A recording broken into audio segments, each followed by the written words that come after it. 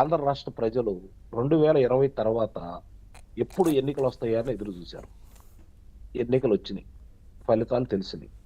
ఆ తర్వాత ఎప్పుడు కొడాలి నాని, వల్లభనేని వంశీ, అలాగే పెద్దిరెడ్డి రామచంద్రారెడ్డి ఇలాంటి వాళ్ళందరూ, రజనీ గారు, లేదంటే రోజా గారు, ఇలాంటి వ్యక్తులను ఎప్పుడు అదుపులో తీసుకుంటారా అని చెప్పి 1000 కళ్ళతో ఎదురు చూస్తా ఉన్నారు. ఇప్పుడు వంశీని అదుపులో తీసుకున్నారు. ఇప్పటి వరకు బయటకు వచ్చే పరిస్థితులు అయితే కనపట్టలేదు. మరి పిఎస్ఆర్ ఆంజనేయులను అదుపులో తీసుకున్నారు. పేటీ వారెంట్లు పెడుతూ ఉన్నారు. వాస్తవాలు ఒక్కోటి బయటకు వస్తానే ఉన్నాయి. అలాగే మద్యం కుంభకోణాలకు సంబంధించి మనకి తెలియని పేర్లన్నీ కూడా బయటకు వచ్చేసాయి. అవును. ఇక కొడాలి నానికి సంబంధించిన విషయానికి వచ్చేసరికి మట్టి గ్రావెల్ కు సంబంధించిందే 200 కోట్ల రూపాయలు అభియోగం ఉంది అతని మీద. మట్టి గ్రావెల్ రెండు తవ్వకానికి సంబంధించి 200 కోట్ల రూపాయలకు అభియోగం ఉంది. ఆ తర్వాత ఒక లా విద్యార్థిని విశాఖపట్నంలో నారా చంద్రబాబు నాయుడు గారిని అనరాని మాటలు అన్నందుకు ఆమె కూడా అతని మీద ఒక ఫిర్యాదు చేయడం కూడా జరిగింది. ఇక మిగిలిన చాలా ఇప్పుడు భూ కబ్జాలు కావచ్చు, రెండోది రావు వెంకటేశ్వర గారి కార్యాలయం మీదకి వెళ్ళి దాడి కావచ్చు, లేదా పెట్రోల్ పోసిన దానికి కావచ్చు, చాలా విషయాలు అతని మీద అభియోగాలు ఉన్నాయి. మీరన్నట్టు మధ్యలో కనపడకుండా వెళ్ళిపోయాడు. అంతకుముందు బేకరాలు పలికాడు, కనపడకుండా వెళ్ళిపోయాడు. కానీ ప్రజలైతే మాత్రం కొడాలి నానిని అదుపులో తీసుకుంటే, నాకు తెలిసినంత వరకు తెలుగుదేశం పార్టీ శ్రేణులు కావచ్చు, ఆంధ్ర రాష్ట్ర ప్రజానీకం కావచ్చు, ఒక 50% అయితే తృప్తి పడతారు. అందుట్లో ఎలాంటి సందేహం కూడా లేదు. ఎందుకంటే అతని మీద ఆ విధమైనటువంటి ఆలోచనతో ఉన్నారు ప్రజలు. ఎందుకంటే వాళ్ళు ఇప్పుడు న్యాయమూర్తులు చెప్తా ఉంటారు కదా, 100 మంది దోషులు తప్పించుకున్నా పర్లేదు కానీ ఒక నిర్దోషికి మాత్రం శిక్ష పడకూడదు అని. ఇక్కడ మిగిలిన వాళ్ళందరూ ఏ విధమైనా పర్లేదు, కొడాలి నాని అనే వ్యక్తిని మాత్రం అదుపులో తీసుకోవాలి, శిక్షించాలి అని చెప్పని ముక్త ఖండంతో ఆ పార్టీ ఈ పార్టీ లేకుండా చివరికి వైఎస్ఆర్సీపీ పార్టీ వాళ్ళు కూడా కోరుకుంటున్నారు. కారణం ఏంటంటే అతను మాట్లాడిన భాష, అతను మాట్లాడిన విధానం, ఎన్నికల ముందు ఎన్నికల తర్వాత మనం 2-3 సందర్భాల్లో నేను చెప్పడం కూడా జరిగింది. ఎందుకంటే ఎన్నికల తర్వాత ఫలితాలు చూసిన తర్వాత వీళ్ళు ఆంధ్ర రాష్ట్రానికి రారు అని. నిజంగానే 2 నెలలు ఆంధ్ర రాష్ట్రానికి రాల.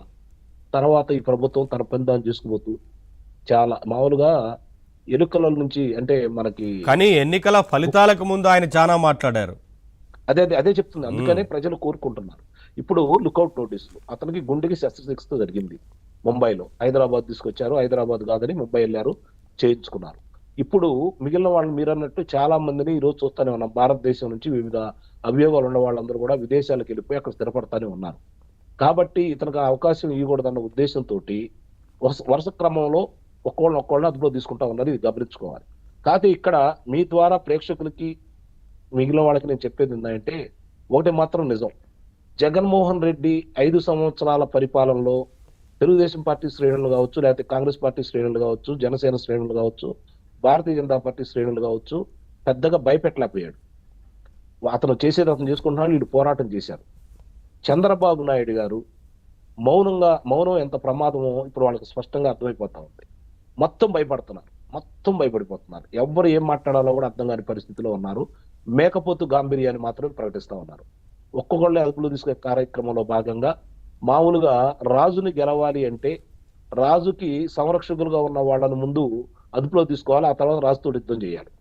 అట్లానే వీళ్ళు కూడా ఈ ప్రభుత్వం చక్కగా ఒక్కొక్క అంశాలను బయటకు తీసుకొస్తూ వాళ్ళని ఒక్కోళ్ళు అదుపులో తీసుకుంటాం. గమనిస్తే ఎవరిని అదుపులో తీసుకున్నా కూడా వాళ్ళకి బయటికి వెళ్ళే అవకాశం లేకుండా వెళ్ళిపోతుంది నాయకులు. గమనించుకోండి మీరు. ఇక్కడ న్యాయస్థానం అంటే 90 రోజుల లోపు షార్ట్ షీట్ ఇవ్వకపోతే ఒకళ్ళిద్దరికి వెలుసుబాటు ఇచ్చినా కూడా మిగిలిన వాళ్ళు ఇంకా కారాగారంలోనే ఉండి విచారణ ఎదుర్కొంటానే ఉన్నారు. దీన్ని బట్టి మనకు స్పష్టంగా అర్థమవుతుంది ఏంటంటే ఈ కూటమి ప్రభుత్వం చక్కగా ఒక్కొక్కళ్ళ విషయాలన్నీ తొందరపడకుండా, నాబోటాళ్ళు నిజంగానే కొన్ని సందర్భాల్లో ఈ ప్రభుత్వం మీద ఇబ్బందికరంగా మాట్లాడినా, ఈ ప్రభుత్వం ఇంత ఉదాసీనంగా ఉంటుందని చెప్పని కొంచెం దురుసుగా మాట్లాడినా కూడా ప్రభుత్వ పెద్దలు మాత్రం ఎక్కడా మాట్లాడకుండా, అదే ఏంటంటే సరే ఎవరు ఎంత తొందరపడ్డా పక్కా ఆధారాలు ఉండాలి కాబట్టి ఆధారాలని సేకరించి పక్కాగా ఏదైనా చట్ట ప్రకారం ముందుకు వెళ్తుందనేది కనిపిస్తుంది. ఏ ఒక్క అవకాశం కూడా వాళ్ళకి రాకుండా చూస్తూనే ఉన్నాం. ఇప్పుడు అదుపులో తీసుకున్న వాళ్ళందరి పరిస్థితి ఎలా ఉందో, ఇతను కొడాలి నాని పరిస్థితి కూడా. లుకౌట్ నోటీస్ ఇవ్వటం అంటే ఏంటి? లుకౌట్ నోటీస్ ఎవరికి ఇస్తారు? ఉగ్రవాదులకు ఇస్తారు, ఆర్థిక ఉగ్రవాదులకు ఇస్తారు, హంతకులకు ఇస్తారు. మరి ఇతనికి ఇచ్చారు అంటే ఆ కోవలోకి వచ్చిన వ్యక్తే కదా ఇతను కూడా. అందుట్లో ఎలాంటి సందేహం కూడా లేదు కదా.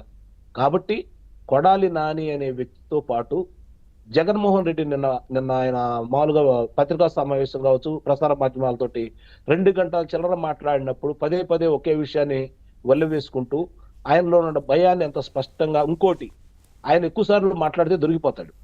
నిన్న కూడా అదే జరిగింది. విద్యుత్తులో కావచ్చు, మద్యంలో కావచ్చు, లేకపోతే మిగిలిన విషయాల్లో కావచ్చు, అప్పుల్లో కావచ్చు, అతనే దొరికిపోతా ఉన్నాడు. ఎందుకంటే వాళ్ళు చేసి అతనితోనే చెప్పిస్తున్నారు వీళ్ళు. ఇది చూడండి, ఇది గొప్పతనం. ఈ కూటమి సాధిస్తున్నటువంటి మరో విజయం కూడా ఇది. జగన్మోహన్ రెడ్డి నోటెమ్మటే వాళ్ళు ఏం